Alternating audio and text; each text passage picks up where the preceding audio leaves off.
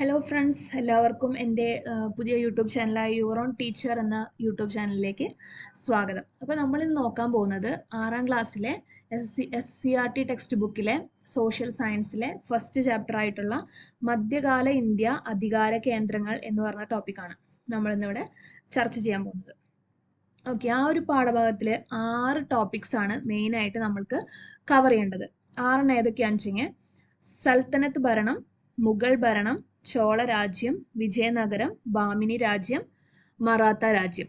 ഈ 6 നമുക്ക് 2 മാത്രമാണ് ഇമ്പോർട്ടൻ്റ് ആയിട്ട് നോക്കേണ്ടതായിട്ടുള്ളൂ. ബാക്കി 4 ടോപ്പിക്സും വളരെ ബേസിക് കാര്യങ്ങൾ മാത്രമാണ് പറഞ്ഞു പോകുന്നത്.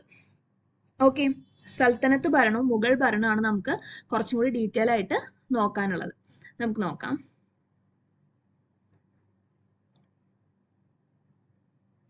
ഫസ്റ്റ് ചാപ്റ്റർ മധ്യകാല ഇന്ത്യ അധികാര കേന്ദ്രങ്ങൾ.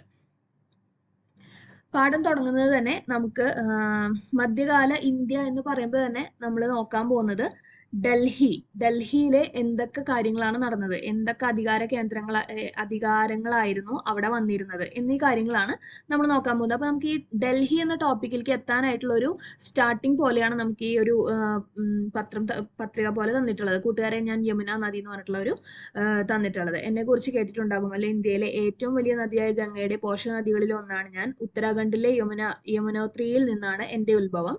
ഞാൻ ഒഴുകുന്ന വഴിയിലെ പ്രധാന നഗരങ്ങളിൽ ഒന്നാണ് ഡൽഹി. കണ്ടോ, ഡൽഹി എന്നൊരു ടോപ്പിക്കിലേക്ക് എത്താൻ വേണ്ടിയിട്ടാണ്. മധ്യകാല ഇന്ത്യ എന്ന് പറഞ്ഞാൽ നമ്മൾ മെയിൻ ആയിട്ട് ഓർത്തിരിക്കേണ്ട കാര്യം ഡൽഹിയിലാണ് ഈ കഥ മൊത്തം നടക്കുന്നത്. മധ്യകാല ഇന്ത്യയിലെ പ്രധാന അധികാര കേന്ദ്രമായിരുന്നു ഡൽഹി എന്ന് പറയുന്നത്.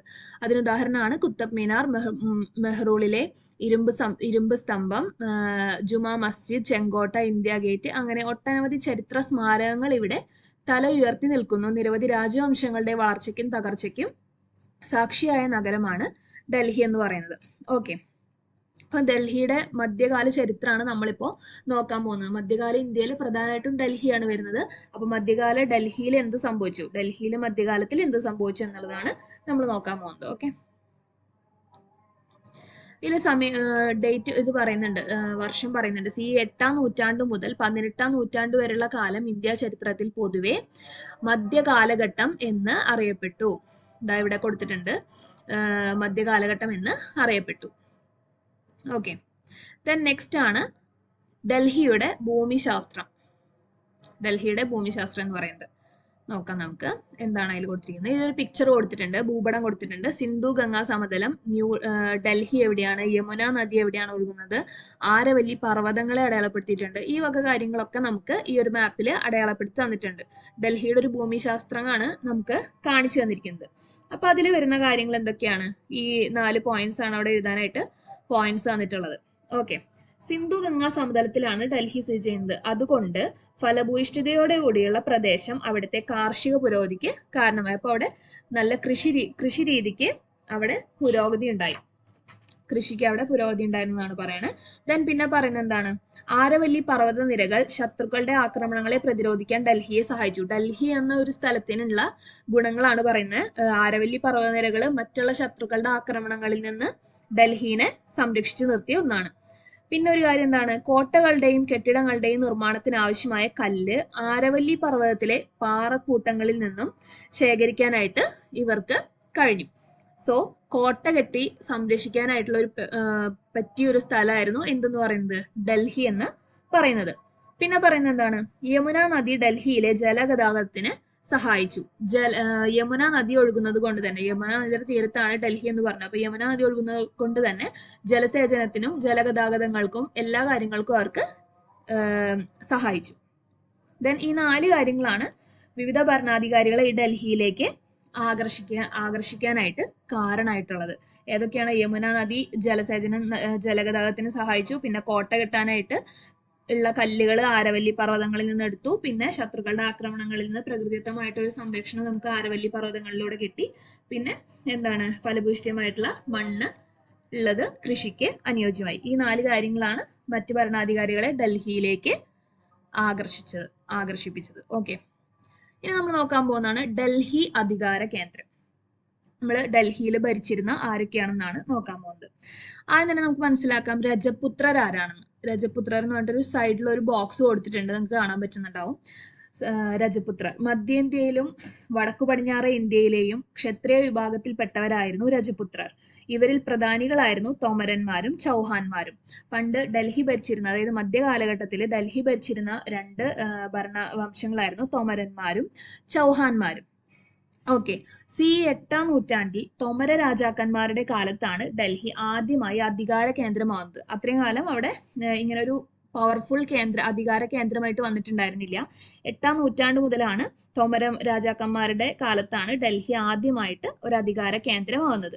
പിന്നെ എന്താണ് പറയുന്നത്, ദില്ലിക എന്നായിരുന്നു അക്കാലത്ത് ഡൽഹി എന്ന് അറിയപ്പെട്ടിരുന്നത്. ഡൽഹി അറിയപ്പെട്ടിരുന്ന പേര് ദില്ലിക എന്നായിരുന്നു. തോമര രാജാക്കന്മാരെ തുടർന്ന് ചൗഹാൻ രാജവംശത്തിൽപ്പെട്ടവർ ഡൽഹിയിൽ ഭരണം നടത്തി. തോമരന്മാര് വന്നതിന് ശേഷം വന്ന ഭരണവംശം ഏതായിരുന്നു? ചൗഹാന്മാരായിരുന്നു. ചൗഹാൻ വംശത്തിൽപ്പെട്ട ലാസ്റ്റ് റൂളർ ആയിരുന്നു പൃഥ്വിരാജ് ചൗഹാൻ എന്ന് പറഞ്ഞ റൂളർ. വളരെ പവർഫുൾ ആയിട്ടുള്ള ഒരു റൂളർ ആയിരുന്നു പൃഥ്വിരാജ് ചൗഹാൻ എന്ന് പറഞ്ഞ ഭരണാധികാരി. ദെൻ പൃഥ്വിരാജ് ചൗഹാനെ യുദ്ധത്തിൽ കീഴടക്കി മുഹമ്മദ് ഗോറി ഡൽഹിയിൽ ആധിപത്യം സ്ഥാപിച്ചു. മുഹമ്മദ് ഗോറിദ് വംശത്തിൽപ്പെട്ട ആളായിരുന്നു മുഹമ്മദ് ഗോറി ഡൽഹിയിൽ ആരെ കീഴ്പ്പെടുത്തിയിട്ടാണ് അധികാരം സ്ഥാപിച്ചത്? പൃഥ്വിരാജ് ചൗഹാൻസിലെ ലാസ്റ്റ് റൂളർ ആയിട്ടുള്ള പൃഥ്വിരാജ് ചൗഹാനെ യുദ്ധത്തിൽ തോൽപ്പിച്ചിട്ടാണ് മുഹമ്മദ് ഗോറി ഡൽഹിയിലെ ആധിപത്യം സ്ഥാപിക്കുന്നത്. ഗോറി എന്നത് ഇന്നത്തെ അഫ്ഗാനിസ്ഥാനാണ് ഗോറി എന്ന് പറയുന്നത്. ഓക്കെ, ദെൻ മുഹമ്മദ് ഗോറിയുടെ സേനാനായകനായിരുന്നു കുത്തബ്ദീൻ ഐബക്ക്. ശ്രദ്ധിക്കണം, മുഹമ്മദ് ഗോറിയുടെ സേനാനായകനായിരുന്നു കുത്തബ്ദീൻ ഐബക്ക്. മുഹമ്മദ് ഗോറിയുടെ മരണശേഷം 1206 CE 1206, വർഷം നോക്കി വെക്കണം, CE 1206 നമുക്ക് ഹൈലൈറ്റ് ചെയ്യാം. 1206 കുത്തബുദ്ദീൻ ഐബക്ക്. ഓക്കെ, കുത്തബുദ്ദീൻ ഐബക്ക് ആയിട്ടുള്ള ആരുടെ സേനാനായകനായിരുന്നു എന്നാ പറയുന്നത്? മുഹമ്മദ് ഗോറിയുടെ സേനാനായകനായിട്ടുള്ള കുത്തബുദ്ദീൻ ഐബക്ക് 1206 CE 1206 ഡൽഹി കേന്ദ്രമാക്കി ഭരണം തുടങ്ങി. അദ്ദേഹത്തിന്റെ രാജവംശം മാംലൂക്ക് രാജവംശം, അടിമവംശം എന്ന പേരിൽ അറിയപ്പെട്ടു. ഈ മാംലൂക്ക് രാജവംശത്തെ അടിമവംശം എന്ന പേരിലും അറിയപ്പെട്ടിരുന്നു. അപ്പോൾ കുത്തബുദ്ദീൻ ഐബക്ക് സ്ഥാപിച്ച ഈ ഭരണവംശത്തിന് പറയുന്ന പേര് മാംലൂക്ക് ഭരണവംശം അല്ലെങ്കിൽ അടിമവംശം എന്നായിരുന്നു. എന്തൊക്കെയായിരുന്നു മാംലൂക്ക് വംശത്തില് പെട്ട കാര്യങ്ങൾ എന്ന് നോക്കാം. മാംലൂക്ക് രാജവംശത്തെ ഇവിടെ കൊടുത്തിട്ടുണ്ട്. മാംലൂക്ക് രാജവംശത്തെ തുടർന്ന് 4 രാജവംശങ്ങൾ 1206 മുതൽ 1526 വരെ ഡൽഹി ആസ്ഥാനമാക്കി ഭരിച്ചു. മാംലൂക്ക് രാജവംശത്തെ തുടർന്ന് 4 രാജവംശങ്ങൾ, അങ്ങനെ മൊത്തം 5 രാജവംശങ്ങൾ ഡൽഹിയിൽ അക്കാലത്ത് 1206 മുതൽ 1526 വരെ ഭരണം നടത്തിയിരുന്നു. 1206 മുതൽ 1526 വരെ ഡൽഹി ആസ്ഥാനമാക്കി ഭരണം നടത്തിയവർ സുൽത്താൻമാർ എന്നും ഈ കാലഘട്ടം സൽത്തനത്ത് കാലം എന്നും അറിയപ്പെട്ടു. 1206 മുതൽ 1526 വരെ ഡൽഹി ആസ്ഥാനമാക്കി ഭരണം നടത്തിയവർ സുൽത്താൻമാർ എന്നും ഈ കാലഘട്ടത്തിന് സൽത്തനത്ത് കാലം എന്നും അറിയപ്പെട്ടു. വെരി വെരി ഇമ്പോർട്ടൻറ്റ്, സൽത്തനത്ത് കാലഘട്ടം എന്നും അറിയപ്പെട്ടു. ഓക്കെ, ഇനി നമുക്ക് നോക്കാം, താഴെ കൊടുത്തിരിക്കുന്ന ഫ്ലോ ചാർട്ട് നോക്കാം. ആ ഒരു സൽത്തനത്ത് വംശത്തിൽപ്പെട്ട ആൾക്കാരാണ്, സുൽത്താൻമാരായിട്ടുള്ളവരെയാണ് കാണിച്ചിരിക്കുന്നത്. ഫസ്റ്റ് ഭരണവംശം ആരായിരുന്നു? മാംലൂക്ക് വംശം. സെക്കൻഡ് വംശം ഖിൽജി വംശം. തേർഡ് വംശം, മൂന്നാമത്തെ ആരായിരുന്നു ഭരണം നടത്തിയിരുന്നത്? തുഗ്ലക് വംശം. 4 Sayyid, 5 Lodhi. Okay, first Mamluk അല്ലെങ്കിൽ അടിമവംശം, slave dynasty. Mamluk dynasty or slave dynasty എന്ന് നമുക്ക് പറയാം. Yes, slave dynasty. And next one ഏതായിരുന്നു? ഖിൽജി വംശം. ഖിൽജി വംശത്തിന് നമുക്ക് കെ എന്ന് കൊടുക്കാം. K, then SK. ദെൻ മൂന്നാമത്തെ എന്തായിരുന്നു? തുഗ്ലക് ഡൈനാസ്റ്റി. തുഗ്ലക് ഡൈനാസ്റ്റിയാണ് മൂന്നാമത് വരുന്നത്. തുഗ്ലക് T. പിന്നെ തുഗ്ലക് വംശത്തിന് ശേഷം വന്നത് സയ്യിദ് ഡൈനാസ്റ്റി, പിന്നെ അവസാനം ലോധി ഡൈനാസ്റ്റി. സോ SKTSL അല്ലെ, Sayyid dynasty, then Lodhi dynasty. Okay. SKTSL. അപ്പോൾ നിങ്ങൾ ഓർത്തിരിക്കേണ്ട ഒരു കാര്യം SKTSL അങ്ങനെ പഠിച്ചു വെക്കാം. സൽത്തനത്ത് വംശത്തിൽ പെട്ട 5 വംശങ്ങളായിരുന്നു മാംലൂക്ക് വംശം, ഖിൽജി വംശം, തുഗ്ലക് വംശം, സയ്യിദ് വംശം, ലോധി വംശം എന്ന് പറയുന്നത്. ഇവരെ നമുക്ക് ഷോർട്ട് ആക്കിയിട്ട് ഓർത്ത് വെക്കാനായിട്ട് SKTSL എന്ന് പഠിച്ചു വെക്കാം. സോ എസ് എന്ന് പറയുന്നത് സ്ലേവ് ഡൈനാസ്റ്റി, അടിമ വംശം, slave dynasty. K for Khilji വംശം and T for Tughlaq Vamsham, Tughlaq dynasty, and S for Sayyid dynasty, and last one L for Lodhi dynasty. ഇതിൽ നമ്മൾ ശ്രദ്ധിക്കേണ്ട ഒരു കാര്യം, മാംലൂക്ക് വംശവും ഖൽജി വംശവും ആൻഡ് തുഗ്ലക്ക് വംശവും, ഈ 3 ഡൈനാസ്റ്റീസ് ആണ് വളരെ ഇമ്പോർട്ടൻ്റ് ആയിട്ട് കാര്യങ്ങൾ നടത്തിയതും ഭരണം നടത്തിയതും ബലവാന്മാരായിട്ടുള്ള രാജാക്കന്മാരായിരുന്നു അക്കാലഘട്ടത്തിൽ ഉണ്ടായിരുന്നവർ. അതിനുശേഷം വന്ന 2 രാജവംശങ്ങളായിരുന്നു സയ്യിദ് വംശവും ലോധി വംശവും. ഈ സയ്യിദ് വംശവും ലോധി വംശത്തിനും വളരെ വലിയ കോൺട്രിബ്യൂഷൻസ് ഡൽഹി കേന്ദ്രമാക്കിയിട്ട് ഭരിച്ചപ്പോൾ അവർക്ക് നൽകാനായിട്ട് സാധിച്ചില്ല. സോ അവരൊരു ദുർബലരായിട്ടാണ് നമ്മൾ ഈ ചരിത്രത്തിൽ കണ്ടുവരുന്നത്. ഓക്കെ. ഈ സ്ലേവ് ഡൈനാസ്റ്റിയിലെ പ്രധാനപ്പെട്ട മെയിൻ റൂളേഴ്സ് ആയിരുന്നു Qutbuddin Aibak. He is also the founder of the slave dynasty, and next one is the Iltutmish, and third one is the Balban. ഈ 3 ഭരണാധികാരികളായിരുന്നു നമുക്ക് പ്രധാനമായിട്ടും മാംലൂക്ക് വംശം അല്ലെങ്കിൽ അടിമ വംശത്തിൽ ഉണ്ടായിരുന്നത്. നെക്സ്റ്റ് ഖിൽജി വംശത്തിലെ പ്രധാന റൂളർ ആയിരുന്നു അലാവുദ്ദീൻ ഖിൽജി. ഈ അലാവുദ്ദീൻ ഖിൽജിക്ക് മുമ്പ് ഈ ഖൽജി വംശം സ്ഥാപിച്ചത് ജലാലുദ്ദീൻ ഖിൽജി എന്ന് പറഞ്ഞ വ്യക്തിയാണ്. ജലാലുദ്ദീൻ ഖിൽജി എന്ന് പറഞ്ഞ റൂളർ ആയിരുന്നു ഖിൽജി വംശം സ്ഥാപിച്ചത്. പക്ഷെ മെയിൻ റൂളർ എന്ന് പറയുന്നത് അലാവുദ്ദീൻ ഖിൽജിയാണ്. തെറ്റരുത്, അലാവുദ്ദീൻ ഖിൽജിയാണ്. ദെൻ മൂന്നാമത്തെയാണ് തുഗ്ലക് വംശം. തുഗ്ലക് വംശം ഈ തുഗ്ലക് ഡൈനാസ്റ്റിയിൽ പ്രധാനപ്പെട്ട റൂളേഴ്സ് ആയിരുന്നു മുഹമ്മദ് ബിൻ തുഗ്ലക്. നിങ്ങൾ കേട്ടിട്ടുണ്ടായിരിക്കും, ബുദ്ധിമാനായ വിഡ്ഢി എന്ന പേരിൽ അറിയപ്പെട്ടിരുന്ന വ്യക്തിയായിരുന്നു മുഹമ്മദ് ബിൻ തുഗ്ലക്.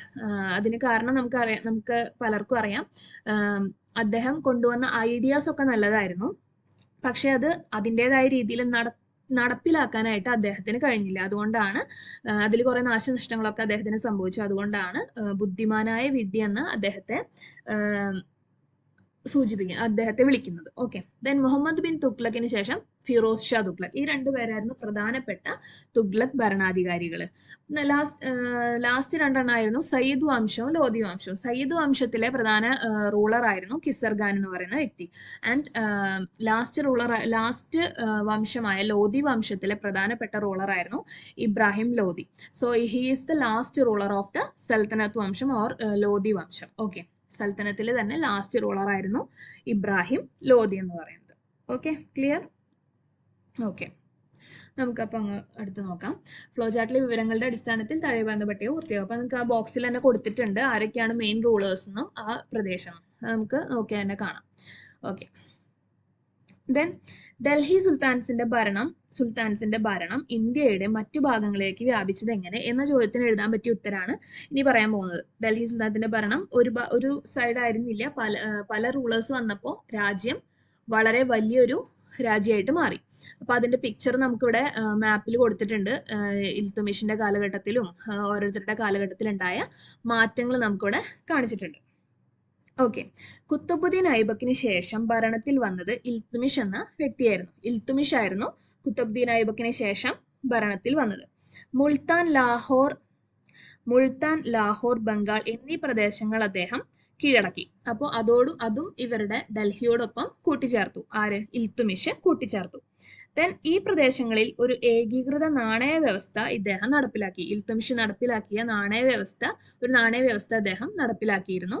തങ്ക, ജിത്തൽ എന്നതായിരുന്നു അദ്ദേഹം നടപ്പിലാക്കിയ നാണയങ്ങൾ. ഏതൊക്കെയായിരുന്നു? Tanka, jital. Very very important. Iltutmish നടപ്പിലാക്കിയ നാണയങ്ങളുടെ പേര് നമുക്ക് എക്സാമിന് ചോദിക്കാം. തങ്ക, ജിത്തൽ എന്നിവയായിരുന്നു നാണയങ്ങൾ. ഓക്കെ. ദെൻ എന്താണ് സുൽത്താന റസിയ? ആരാണ് സുൽത്താന റസിയ നോക്കാം നമുക്ക്. ഡൽഹി സുൽത്താനത്തിലെ ഏക വനിതാ ഭരണാധികാരിയായിരുന്നു സുൽത്താന റസിയ. ഇൽത്തുമിഷിന്റെ മകളായിരുന്നു റസിയ. ചില പ്രഭുക്കന്മാർ എതിരായതോടെ സുൽത്താന റസിയയ്ക്ക് അധികാരം നഷ്ടപ്പെട്ടു. അപ്പോൾ നമ്മുടെ ഡൽഹി സൽത്തനത്തിലെ തന്നെ ഏക വനിതാ ഭരണാധികാരിയാണ് സുൽത്താന റസിയ എന്ന് പറയുന്നത്. വളരെ ഇമ്പോർട്ടൻറ്റ് ക്വസ്റ്റ്യൻ ആണ്. നമുക്ക് എക്സാമിനൊക്കെ വരാൻ ചാൻസ് ഉള്ള ഒരു ക്വസ്റ്റ്യൻ ആണ്. ഇൽത്തുമിഷിന്റെ മകളും കൂടിയായിരുന്നു ആരെന്ന് പറയുന്നത് സുൽത്താന റസിയ എന്ന് പറയുന്നത്. ആൻഡ് ലാസ്റ്റ് എന്താണ് പറയുന്നത്? ഇൽത്തുമിഷിന് ശേഷം അധികാരത്തിലെത്തിയ പ്രധാന റൂളർ ആയിരുന്നു ബാൽബൺ. ഇൽത്തുമിഷിന് ശേഷം അധികാരത്തിലെത്തിയ പ്രധാന റൂളർ ആയിരുന്നു ആര്? ബാൽബൺ എന്ന് പറഞ്ഞിട്ടുള്ള വ്യക്തി. ഇതായിരുന്നു മാംലൂക്ക് വംശത്തിന്റെ ഉണ്ടായിരുന്ന ഭരണാധികാരികൾ, പ്രധാന ഭരണാധികാരി.